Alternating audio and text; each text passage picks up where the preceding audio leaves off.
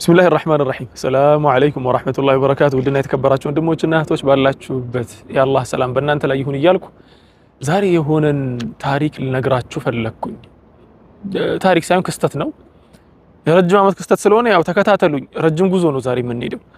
ከቻላችሁ ቡና ነገር አቅርቡና በደንብ አድርጋችሁ ስሙ። የዛሬ 10 ምናምን ዓመት ነበር ያ ነገር የተከሰተው። በቅርቡ ከተከሰተ ነገር ጋር ትስስርም ስላለው ነው ያመጣሁት። የዛሬ 10 ምናምን ዓመት ወይ ደግሞ በኢትዮጵያ አቆጣጠር 2004 ላይ አባ ሙሴ የሚባሉ መስጂዳችን ላይ ረጅም ዓመት መስጂዱን የሚखाድሙ በጣም እንወዳቸው አባት ነበሩ። እሳቸውን በጣም ይወዱናል፣ ያጫውቱናል። አላህ ይርሐማቸው። አሁን ላይ አርፈዋል። ዱዓ አድርጉላቸው፣ አላህ ይርሐማቸው። ቀብራቸውን አላህ Subhanahu Wa Ta'ala በኑር ይሙላላቸው። አባ ሙሴ ዱዓ ያደርጋሉ። ብዙ ጊዜ መድኃኒትም ያደርጋሉ። ምን ይላሉ? ዱዓም ያደርጋሉ። አንዳንዴ ዱዓ ሲያደርጉ አሚን ነው በቃ ቁጭ ብለን አሚን ማለት ነው የኛ ስራ። የሆነ ጊዜ ያደረጉት ዱዓ ግን አእምሮዬ ላይ ተለጥፋ ነው የቀረችው። ምንድነው ያሉት? እናንተ በምታውቁት ሳይሆን አላህ Subhanahu Wa Ta'ala በሚያውቀው አላህ ይወፍቃችሁ አሉ። አሚን አላቸው። እናንተ ስታዩት ክፉ አላህ ደግሞ በአላህ ዕውቀት ደግሞ መልካም የሆነ ነገር አላህ ይወፍቃችሁ አሉ። እናንተ ስታዩት ክፉ ወይ ደግሞ መጥፎ ነገር ሲባል ያው የሰው ልጅ ዱዓውን አሚን አይልም። እኔ ደግሞ አሚን አልኩኝ። ምክንያቱም አባ ሙሴ የሚሉትን ነገር በደንብ አድርገው ያውቃሉ። አላህ ይርሐማቸው። ከዚያ በኋላ የሆነ ንግግር አስከተሉ። ምንድነው ያሉት? የሙሳና የዩሱፍ ታሪክ በእናንተ ይደገም አሉ።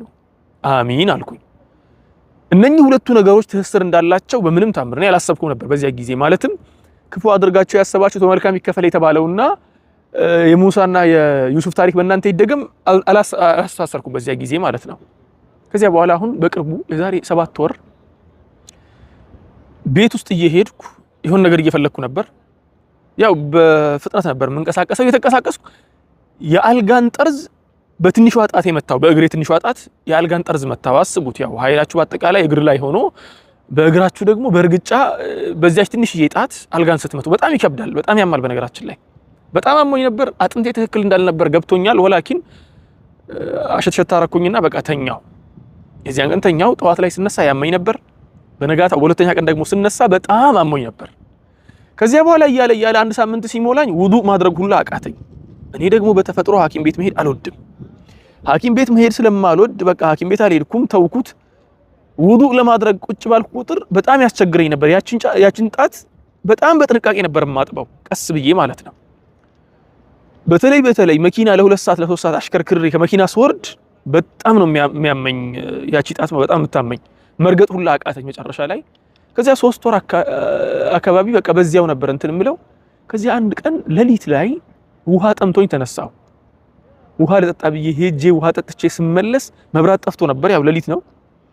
ውሃ ጠጥቼ ስመለስ ያንኑ አልጋ እዚያው ቦታ ላይ ድጋሚ መታሁት። ሱብሃንአላህ። አላህ ደግሞ ሲያገጣጥም በዚያው ጣት ነው የመታሁት፣ በእግሬ ጫፍ ማለት ነው። አይጮህ ነገር ቤተሰብ ተኝቷል። እንደምንም ብዬ ዋጥ አድርጌ ተኛው። አሞኝ ነበር በጣም። ካመመኝ በኋላ ግን ደነዘዘ። እግሬ ሲደነዝዝ በቃ ይሰማኛል። ተኛው። ጠዋት ላይ ተነስቼ ውዱእ ላደርግ ስል በጣም እጠነቀቅለታለሁ ጣቴ፣ ግን ምንም አይሰማኝም። ወላሂ ምንም አይሰማኝም። ምን ተፈጠረ እያልኩ ከዚያ በኋላ ቀን ላይም ቼክ አደረኩኝ። ምንም አይሰማኝም። እግሬን ጣቴን ያችን ጣት በደንብ አድርጌ ብቻናት ምንም አይሰማኝም። ከዚያ በኋላ ሳስተውል 1 ሳምንት አለፈ፣ 2 ሳምንት፣ 3 ሳምንት፣ ወር አለፈው። እግሬ ለካ መጀመሪያ ከቦታው ተንቀሳቅሶ የነበረው አጥንት ያው አንድ ዶክተር ጓደኛ ለስጠይቀው አንዳንድ ጊዜ ይከሰታል አለኝ። አንዳንዴ በሆነ ነገር ከቦታው የተንቀሳቀሰ ነገር ወደ ቦታው ሊመለስ ይችላል፣ ሳታስበው ተመቶ ማለት ነው። ስለዚህ አሁን የአባ ሙሴ ዱዓ ትዝ አለኝ። ምን የሚለው? እናንተ ስታዩት መጥፎ በአላህ ዕውቀት ደግሞ መልካም የሆነ ነገር ይግጠማችሁ። እኔ አሁን ያቺን ሌሊት እንደ ወጥቼ ውሃ ለጠጣ ስል ያ የሚያመኝን ጣት እመታል የሚል ነገር ቢነገረኝ ኖሮ አበደን በዚያ በኩል አልንቀሳቀስም ነበር፣ ወይ ደግሞ እግሬን በጣም በጥንቃቄ ነበር የምሄደው፣ ወይ ደግሞ መብራቱን አበራ ነበር። አትሊስት የሞባይሌን ፍላሽ እጠቀም ነበር።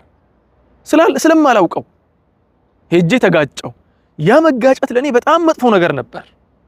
ለምን ተነስቼ ሄድኩኝ ሁላ ብዬ ነበር። ለምን ውሃ ለመጠጣት ተነሳሁ ሁላ ብዬ ነበር።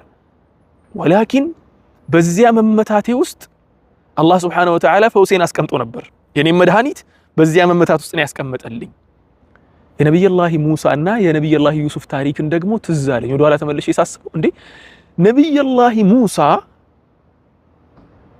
እናትየው ነብዩላህ ሙሳን እኮ ወደ ባህር ስትጥል ፊርዓውን ጋር ይሄዳል የሚለው ነገር ቢነገራት ኖሮ አጥለውም ነበር እኮ አበደን በቃ ራሷ ጋር አስቀምጣ የፈለገ ነገር ይምጣ ብላ ነበር የምትተው አይደል ወላኪን ከአላህ ዘንድ መጥቶላት ጣዩ ተባለች የአላህ ትእዛዝ ስለሆነ ጣለች ወደ ፊርዓውን ሄደ ሁሉም ሰው መጥፎ አድርገው ያሰበው ነገር አላህ ደግሞ የሙሳን ደረጃ ራሱ ከፍ እንዲልበት ሰዎቹም እሱን እንዲያከብሩት የንጉስ ቤት ያደገ ሰው ተብሎ ትልቅ ቦታ እንዲኖረው ያ ነገር አላህ Subhanahu Wa Ta'ala አመቻቸለት አንድ የነብዩላህ ሙሳ ታሪክ ያ ያልታሰበ መልካም ነገር ነበረው ሁለተኛ የነብዩላህ ዩሱፍ ታሪክ አባትየው ወደ ውሃ ጉድጓድ እኮ ሲጣል ነብዩላህ ዩሱፍ ሲጣል በጣም ተሰምቷቸው ነበር ነብዩላህ ዩሱፍ እዚያው ውስጥ በመጣሉ ምክንያት ገና ሄዶ ንጉስ ሆኖ ብዙ ነገር ተደርጎለት ያ ሁሉ ነገር እንደሚደርስበት አያውቁም ነበር አባትየው ቢያውቁ ኖሮ ግን ያ ነገር ባልተሰማቸው ነበር አይ ወደፊት እኮ ትልቅ ደረጃ ላይ ይደርሳል ችግር የለውም ይሄንን ህመም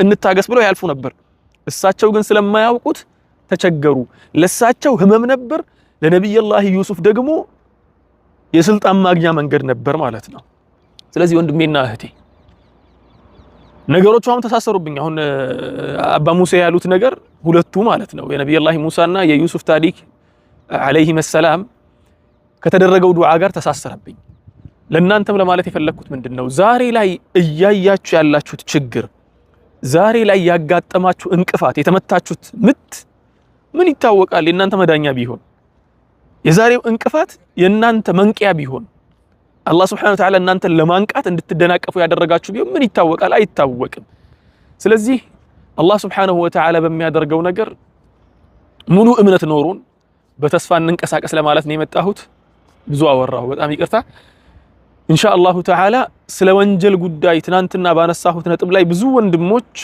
የወንጀልን ነጥብ ተመልሼ እንዳወራበትም ኮሜንት ጽፈው ነበር ኢንሻአላህ ቀጣዩ ቪዲዮ የሚሆነው باذنillah ተዓላ ስለ ወንጀል ጉዳይ ነው ወንጀልን በጣም ብዙ ጊዜ የምንሰራ ሰዎች አለን ያንን ወንጀል መተው ያልቻልን ወይ ደግሞ ረጅም ጊዜ የወሰደብን ወንጀሉ ላይ حتى አንዳንድ ሰዎች ደግሞ ያንን ወንጀል ሱስ አድርገውታል ያ ነገር እንዴት ይታያል እንዴትስ ያንን ነገር መራቅ ይቻላል እንዴትስ ከሱ ጋር እንት ማድረግ ይቻላል ማለት እንዴት አድርገን አላህ Subhanahu Wa Ta'ala ያን ነገር ይቅር እንዲለም ማድረግ እንችላለን የሚለው ነገር መድሃኒት ወይ ደግሞ ማስታገሻ እና መሰል ነገሮችን ኢንሻአላህ በቀጣዩ ቪዲዮ ላይ ላመጣላችሁ ሞክራለሁ باذنillah ሰላም ሁኑልኝ ለአላህ ብዬ ወዳችኋለሁ ሰላሙ አለይኩም ወራህመቱላሂ ወበረካቱሁ